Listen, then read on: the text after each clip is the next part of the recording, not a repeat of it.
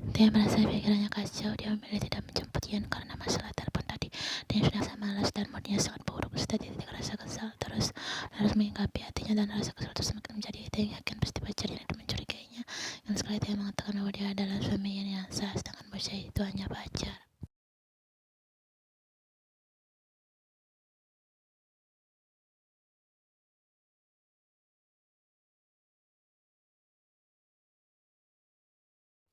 Dia mengajak rambutnya frustasi. Dia memilih lembur. Jam sudah menunjukkan pukul 7 malam, namun dia tidak berniat pulang. Sialan.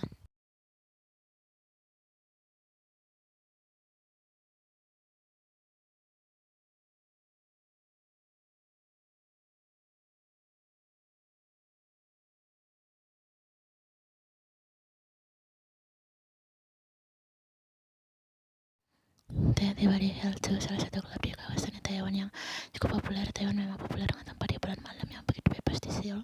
Klub tersebut lalu Taeyong kunjungi saat dia belum menikah dengan Yen. Bahkan semenjak sekolah menengah, dia sudah sering pergi ke klub untuk bersenang-senang bersama para gadis dan teman-temannya.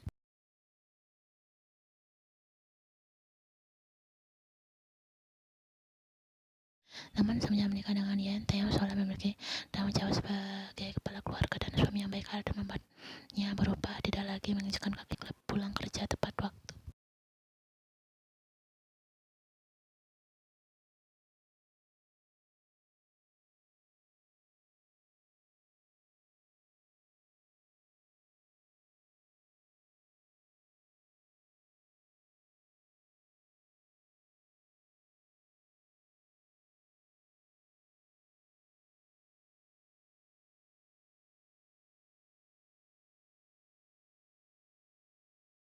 Taeyong duduk sendirian. Beberapa wanita cantik menatap ke arahnya dengan tatapan nakal dan menggoda, dan salah satu yang memakai gaun hitam mendekati Taeyong yang duduk di sampingnya saat ini.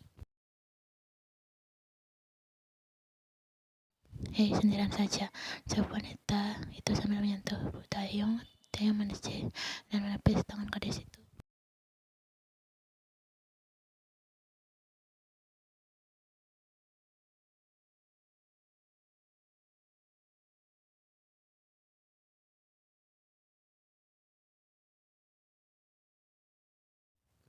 Aku tak mau, aku mengenalmu. Kau adalah Kim, Taeyong, pemilik semua kopan yang terkenal itu. Lalu apa? Aku mau aku tidur denganmu. Maaf sekali, kau bukan selera kau.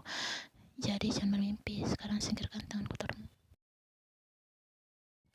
Taeyong mengepas tangan wanita itu dengan kasar. Hal itu membuat si wanita terkejut dan merasa malu. Kemudian Taeyong langsung berdiri dan meninggalkan tempat itu dengan kesal.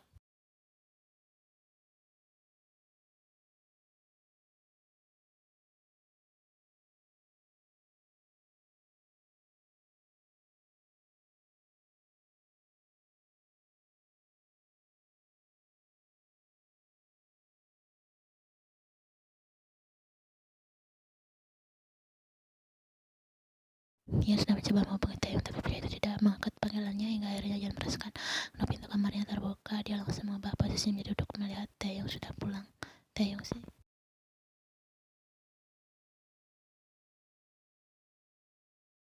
Wajah Taeyong terlihat datar tanpa senyuman. Pria itu membuka jasnya dan melempar dengan sembarangan arah. Yan pun berjalan mendekati Taeyong. Yan mencium bau aroma alkohol yang begitu menyengat. Yan merasa hatinya menjelas. Itu Taeyong baru pulang dari klub. Apakah pria itu bermain wanita?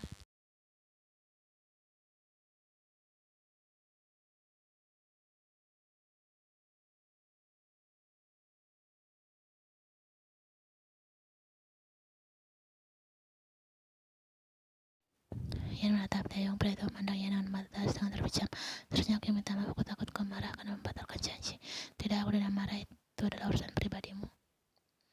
Entah kenapa Yan merasa hatinya aneh. Dia tidak suka dengan jawaban Taeyong yang seolah tidak ada respon atas hubungannya dengan Sobin. Berarti pria itu tidak marah. Yan hanya berpikir terlalu jauh. Gadis itu menundukkan wajahnya.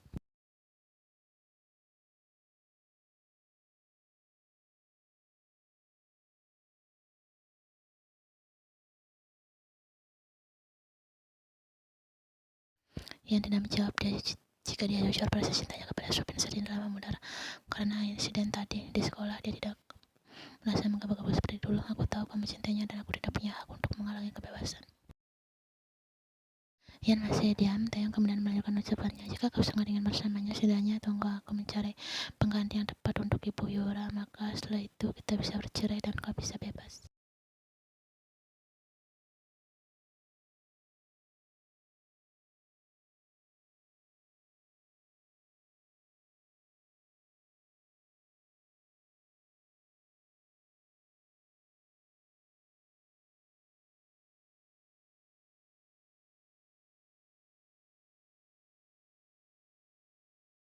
Tidak, aku tidak merasa tertekan, bahkan aku merasa bahagia saat bersama Yura dan menjadi ibunya. Ian membalas perkataan Taeyong dengan menatap tepat ke iris hitam kelam itu. Mungkin Ian bisa meninggalkan Taeyong, tapi Yura sungguh Ian tidak bisa berpisah dengan anak itu yang sudah menganggapnya sebagai ibu sendiri.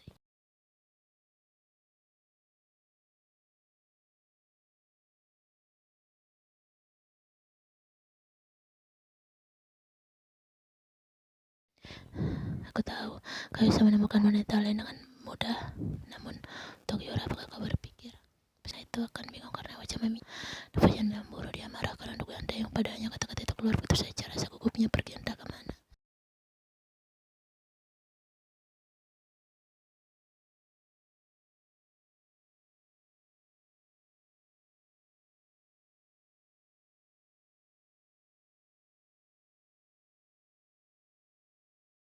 Ucapan yang terpotong saat ia membungkam bibirnya dengan sebuah kecupan singkat. Dia merasa kesal saat dia menjadi berdebar. Jarak wajah mereka sangatlah dekat. Dia mengusui Pian dan menatap kecantikan gadis itu. Aku memang bisa menemukan wanita lain dengan mudah, namun menemukan wanita baik seperti yang pasti sangat sulit. Bahkan rasanya aku tak ingin berbagi dengan siapapun. Itulah yang kurasakan sekarang.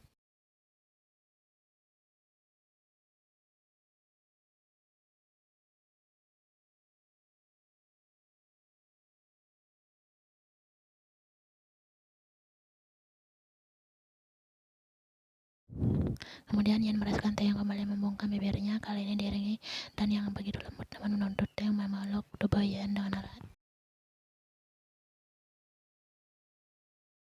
Ian menjamkan matanya dengan erat di tengah jantungnya yang berdegup kencang. Bahu dan keduanya begitu panas. Taeyong menuntun langkah Ian semakin mundur ke belakang hingga tubuhnya saat ini jatuh ke ranjang dengan posisi Taeyong yang menindihnya.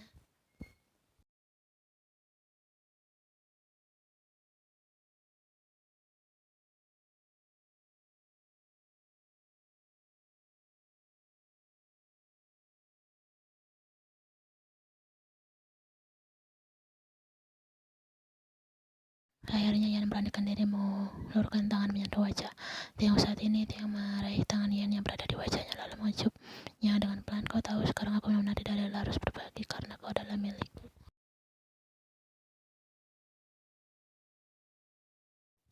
Ucapan itu syarat dengan nada kepemilikan. Kemudian Taeyong kembali memagut Ian dengan yang menggila dan menggairah. Ian menjamkan matanya dan membalas Taeyong dan memeluk punggung pria itu. Ian membiarkan hangat dan menyusup masuk ke dalam. Bahkan Ian juga membalas permainan Taeyong hingga mereka semakin panas.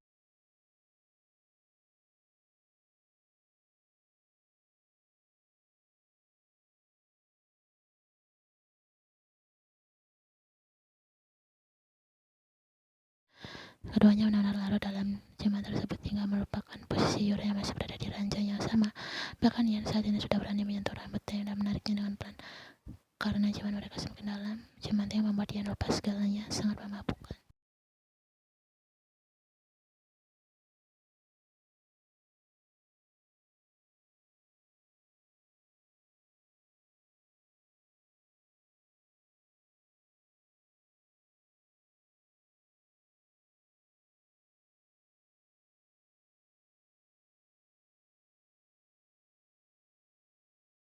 Ian terbangun dan mengeliat saat merasakan usapan lembut di kepalanya. Akhirnya mata gadis itu mengerjap. Dia menatap ke atas dan langsung disambut oleh senyuman hangat Taeyong yang memperlihatkan kedua Ian baru saja saat ini dia tidur di atas dada Taeyong berada sejak tadi malam. Ian membalas Taeyong dengan kikuk.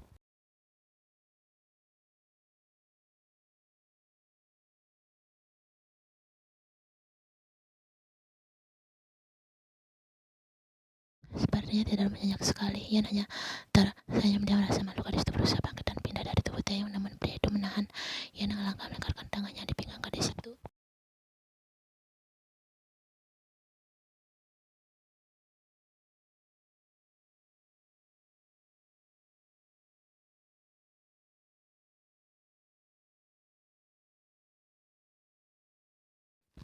Taeyong menyentuh wajah Yan dengan kedua tangannya. Sebaiknya jangan gerak-gerak. Wajah Yan memerah. Dia tahu maksud Taeyong saat ini. Akhirnya Yan memilih diam saja. Taeyong menyusup bibir Yan dengan pelan. Rasanya bagaikan morfin yang membuat candu.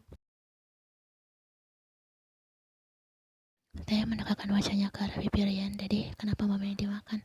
Hal itu membuat Yan ataupun Taeyong terkejut. Itu suara Yura. Ternyata anak itu sudah bangun dari posisi tidur menjadi duduk saat ini. Yan yang merasa terkejut pun cepat-cepat pindah dari posisinya yang berada di dada Taeyong.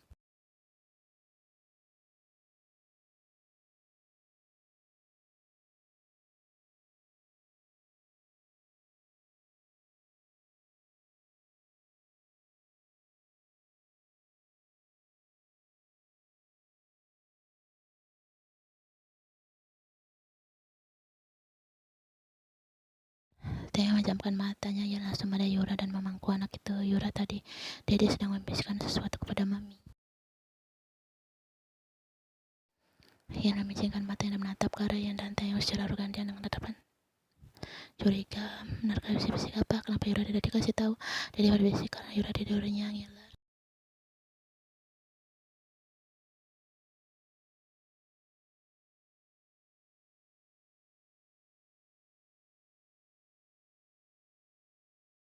Taeyong terus mencium pipi Yura bertubi-tubi dan menggeliti tubuh gadis kecil itu sampai Yura tertawa dengan keras dan tubuhnya terlentang pasrah di atas ranjang. Yan tersenyum melihat keduanya sangat bahagia. Taeyong adalah sosok ayahnya yang sangat sempurna. Di tengah kesibukannya sebagai presidir, pria itu bisa akrab dengan Yura.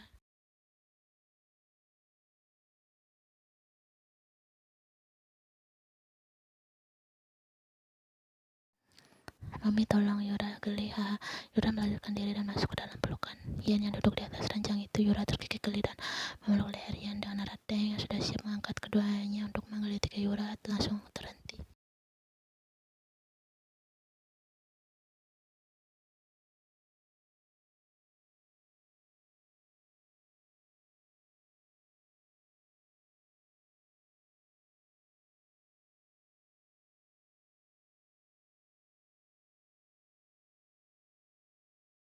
Jadi mau bahas soal liburan saja bagaimana? Yan langsung merasa antusias dan duduk di pangkuan Yan dengan sopan. Siap, jadi kita jadikan ke akuarium raksasa. Tentu saja sayang. Apakah Yura sudah berhasil membujuk Mami? Yan menatap ke arah Taeyong dengan penuh tanya. Yura tersenyum lebar dan mengangguk. Tentu Mami sudah janji akan pergi bersama kita, Dad. Kami sudah janji.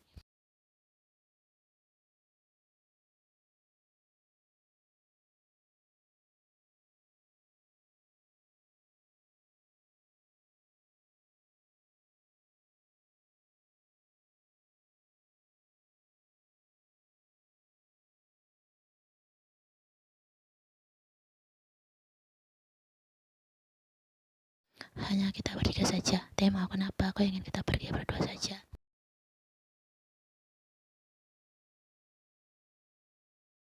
Jawab Taeyong dengan serangan nakalnya. Yan melotot dan menggeleng kepala dengan keras dengan wajah merah. Sedangkan Taeyong yang tertawa. Lusa kita berangkat. Tidak perlu membawa apapun karena aku sudah menyiapkan semuanya di sana.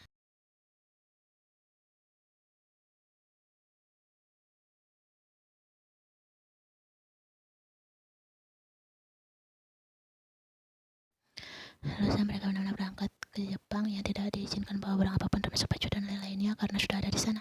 Yang takut naik pesawat, takut ketinggian karena dalam seumur hidupnya baru kali ini dia naik pesawat dan pergi ke Jepang. Bahkan dia menahan nafas dan memegang sabuk pengamannya berkali-kali karena takut.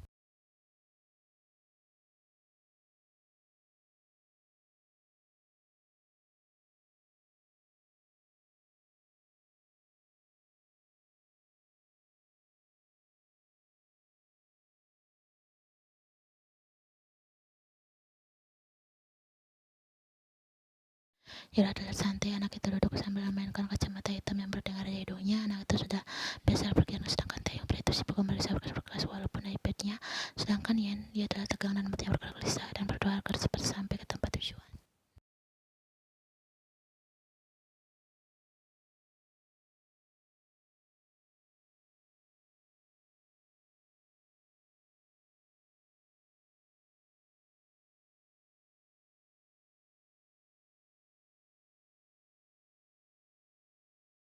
Yan menggendong Yura dan ketiduran di dalam pesawat dan akhirnya mereka masuk ke dalam mobil. Kemudian disusul oleh Taeyong. Yan melirik ke arah Taeyong sepertinya sangat sibuk dengan pekerjaannya.